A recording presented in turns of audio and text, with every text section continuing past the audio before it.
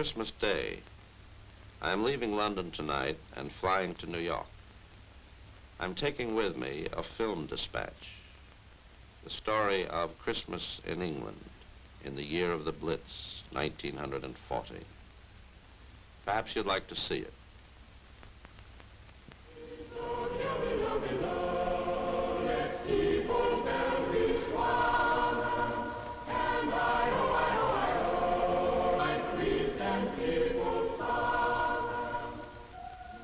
It's not a very large Christmas tree.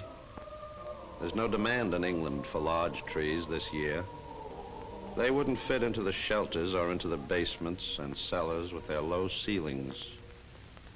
This year, England celebrates Christmas underground.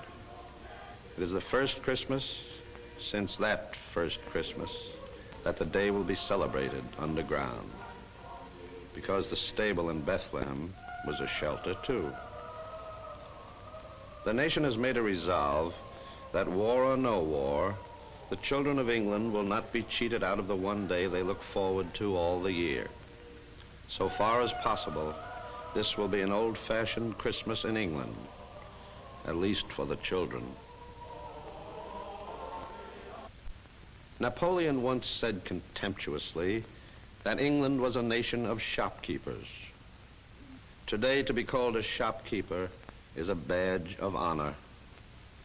They've had their windows blasted out, their goods ruined, their stocks reduced, their customers killed. But they never faltered, and now they search out the remains of last year's tinsel. They patch together last year's streamers and bravely decorate their shattered shops. The toys which children have asked for this year aren't the toys they once wanted. A year ago, small forts modeled on the Maginot and Siegfried lines were popular.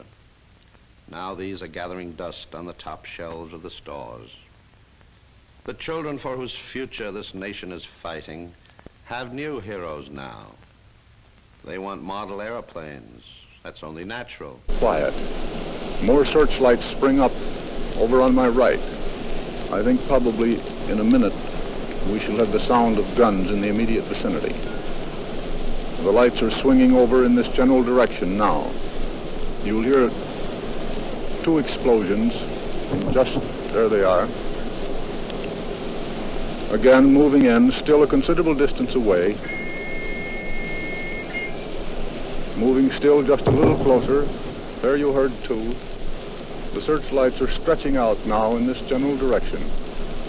I can hear just the faint whisper of an aircraft high overhead. Again, those guns are a considerable distance away. You'll hear them just vaguely in the background. When the Army needs Americans to fight for the country, it takes Negroes along with whites. Everyone's treated the same when it comes to dying.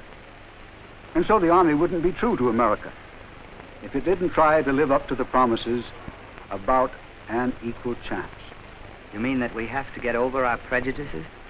You don't get over a prejudice that easily. There's no use pretending we're different from what we are, but we can try to live up to our American promises. Merchants by day, they are heroes by night. My call up, Dad. I didn't know they were calling up as quick as that. Can't you say you're looking after the house? Oh, I can't, Dad. I'm a mobile woman. A what? They can put me into anything, anywhere.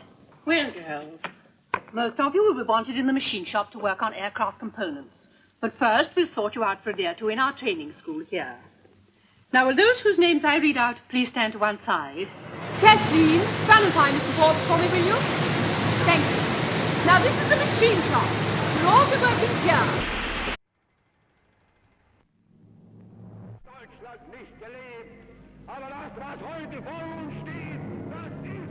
Germany did not start this war. The British wanted war, even though they knew their cities would be reduced to ruins. The power of England will be annihilated. The scourge of modern weapons will be turned against her and will ravage her territories and her people. Already her southern towns are receiving the baptism of fire from our long-range guns.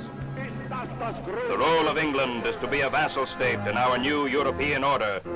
Britain and her Commonwealth will be ruled by blood and iron and force. Soldiers of the Reich, your hour is approaching.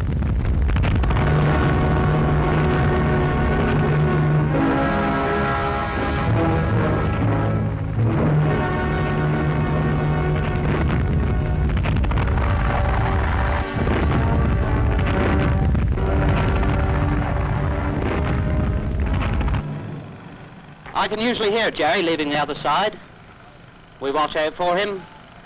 And as for the shells, well, we see a flash. Count 60. There she is.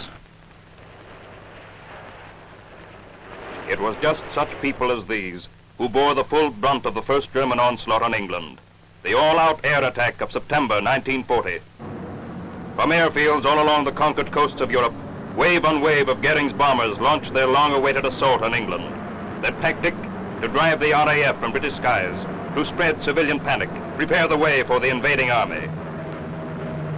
So across the fields of Kent and Sussex, across the rolling downs of Hampshire and the sprawling mass of London, the Battle of Britain began. The first great decisive battle in history in which the front-line fighters were airmen and civilians. In those fateful autumn days of 1940, when none knew what terror the skies might hold, there appeared from end to end of Britain the strangest fighting force the world has ever seen. An army of citizens, self-organized, self-disciplined. Their armament, hoses, stirrup pumps, sandbags, brooms, and buckets. Their purpose, to save their town, their community, from the fate of Rotterdam and Warsaw.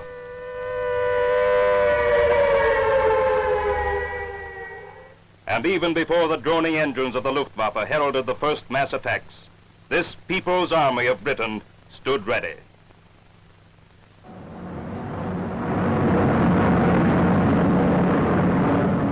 Over the shores of Kent they came, over the beaches of Sussex and the flats of the Thames estuary, 100, 150, 200 at a time, with their cargoes of bomb and fire and their fighter escorts massed around them.